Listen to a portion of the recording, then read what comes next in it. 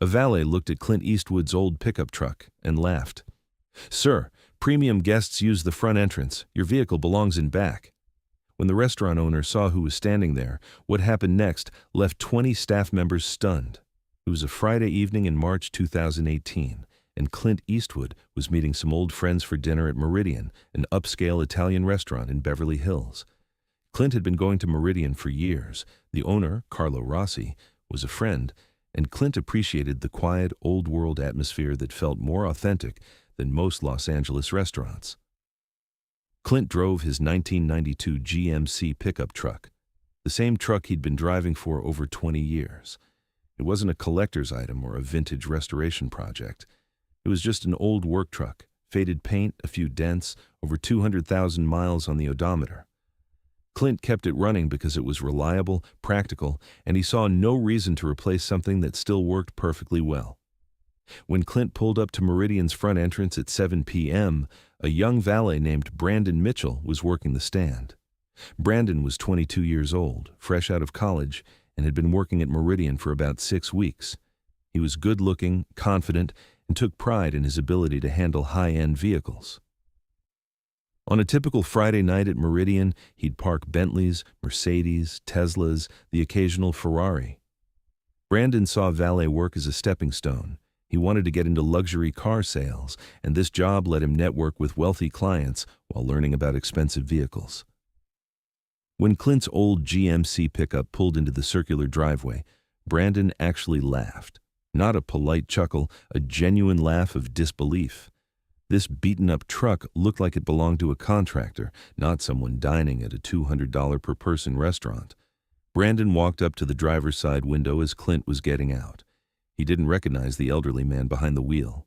To Brandon, he just looked like someone's grandfather who'd gotten lost and pulled into the wrong restaurant.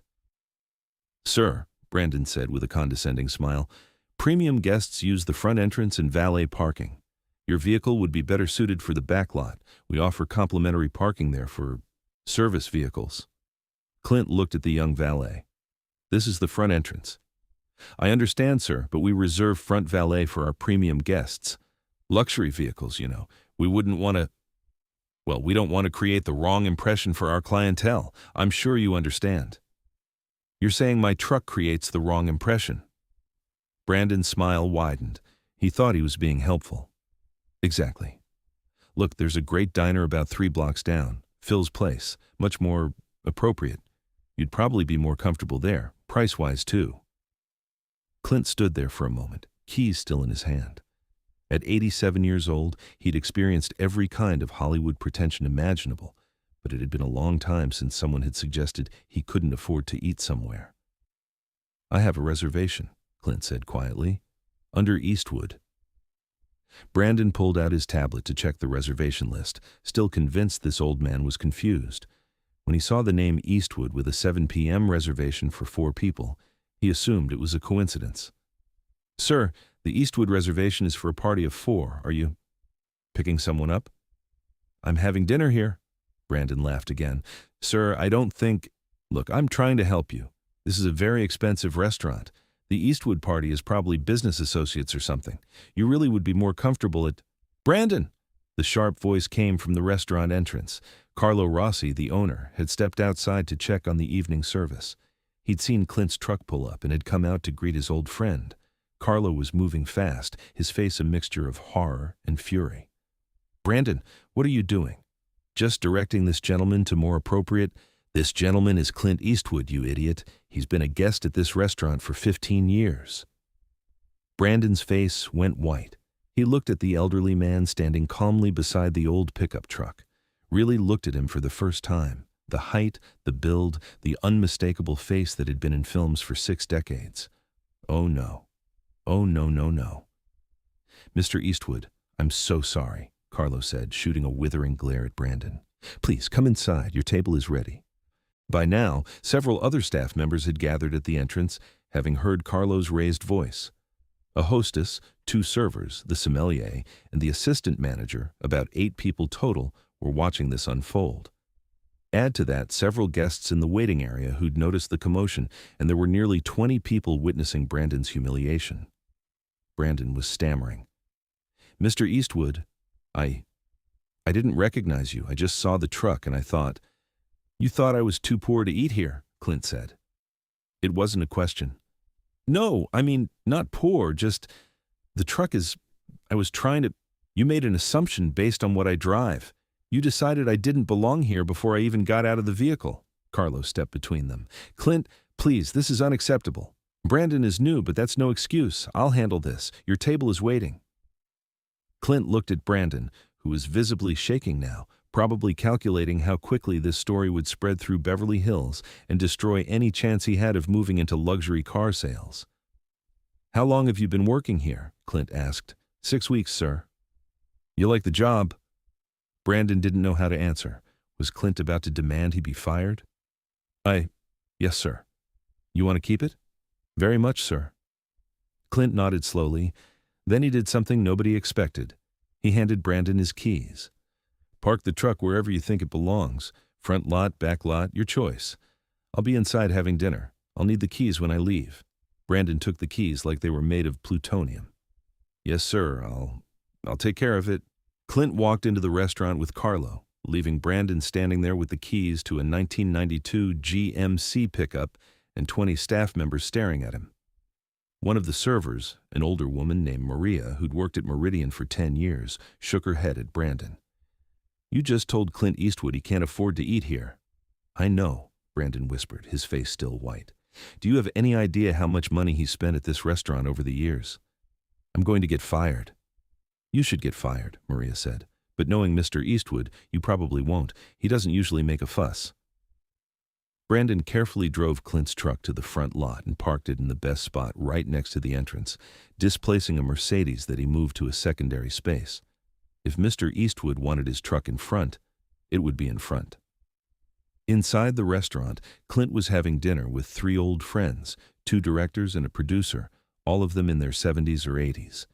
They were swapping stories about the old days of Hollywood, laughing about mistakes they'd made, discussing projects they were working on. Clint seemed completely unfazed by what had happened outside, but Carlo was still upset. He came to the table twice to apologize again. Clint, I'm mortified. That kid has no idea. Carlo, relax. He's young. He made assumptions. It's a teaching moment, not a firing offense. You're more forgiving than I would be. Clint smiled. When I was his age, I probably would have made the same assumption. I've just learned that what someone drives doesn't tell you much about who they are. The dinner lasted about 2.5 hours. When Clint's party was finishing dessert, Carlo came to the table one more time.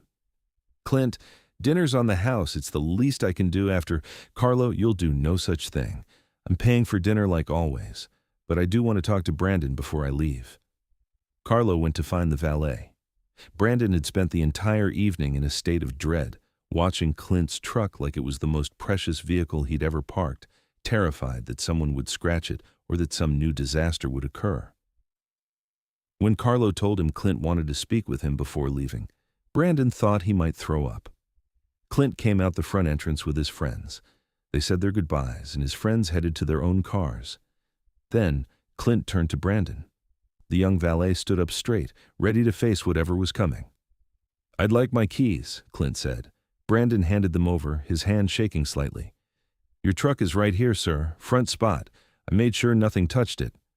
Thank you. Clint pulled out his wallet. He withdrew several bills and handed them to Brandon. Brandon looked down at what was in his hand. 5 $100 bills, $500. Sir, I don't deserve. It's not a reward, Clint said. It's a lesson, and lessons cost money. Brandon's eyes were filling with tears. Mr. Eastwood, I'm so sorry. I judged you based on your truck. I made assumptions about who you were and what you could afford. I was condescending and rude. There's no excuse for it. You're right, there isn't. You saw an old man in an old truck and decided he was beneath you. That tells me something about how you see the world. The question is, what are you going to do with that information? I don't understand. You have 2 choices. You can take that $500 and learn nothing from tonight. Tell your friends a funny story about how you insulted Clint Eastwood and he still tipped you. Make it an anecdote. Or you can let tonight change how you see people. You can understand that value isn't measured in the price of someone's car or the designer of their clothes. You can learn that treating people with dignity isn't about what you think they can afford. It's about basic human respect. You can become the kind of person who makes people feel welcome instead of judged. Clint started to get into his truck, then paused. The truck is 26 years old. It has over 200,000 miles. The paint is faded, there are dents in the bed, and the radio doesn't work. But it's reliable. It gets me where I need to go, and I see no reason to replace something that works.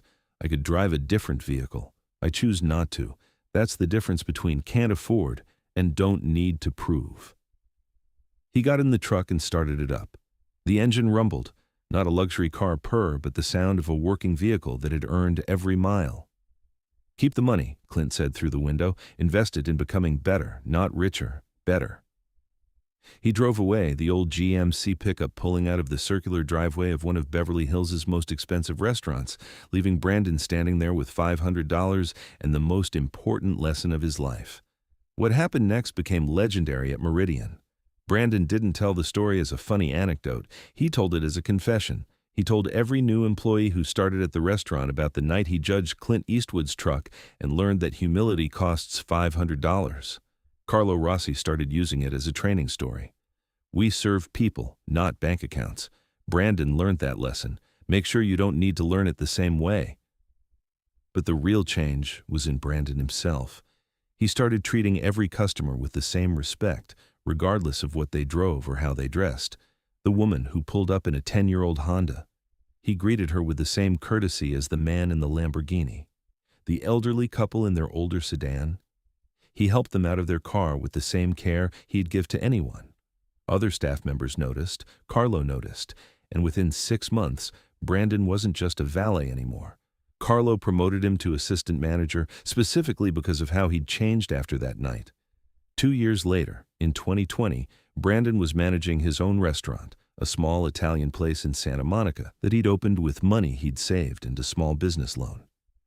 It wasn't as upscale as Meridian, but it had something special, a reputation for making everyone feel welcome, regardless of what they wore or what they drove. On the wall in Brandon's office is a framed $500 bill, not the actual one Clint gave him. He'd spent that on culinary school tuition. This was a symbolic replacement with a small plaque underneath that read, "The cost of learning that people's value isn't measured by their possessions." March 2018. Brandon still tells the story, but not the way most people would. He doesn't tell it as the time I met Clint Eastwood. He tells it as the time I was an arrogant kid who learned the difference between price and worth. And whenever someone in an older car pulls up to his restaurant, Brandon makes sure to greet them first, personally, with genuine warmth. Because he knows what Clint taught him that night. The people who don't need to prove their worth are often the ones with the most to teach. Clint still drives that 1992 GMC pickup. He's been offered vintage trucks, luxury vehicles, customized restorations. He always says no. The truck works. It's reliable. It's honest. Those 3 things matter more to him than what anyone thinks when they see it. And somewhere in Santa Monica, a restaurant manager who once laughed at that truck now understands why. If this story of class prejudice meeting quiet dignity, of a $500 lesson in humanity, and of learning that what we drive says nothing about who we are, moved you, make sure to subscribe and hit that like button. Share this with anyone in customer service, anyone who's been judged by appearance, or anyone who needs to remember that treating people well isn't about what you think they're worth. It's about recognizing that everyone deserves basic respect. Have you ever judged someone by their car, clothes, or appearance only to learn you were completely wrong? Share your story in the comments, and don't forget to ring that notification bell for more incredible true stories about the difference between price and value.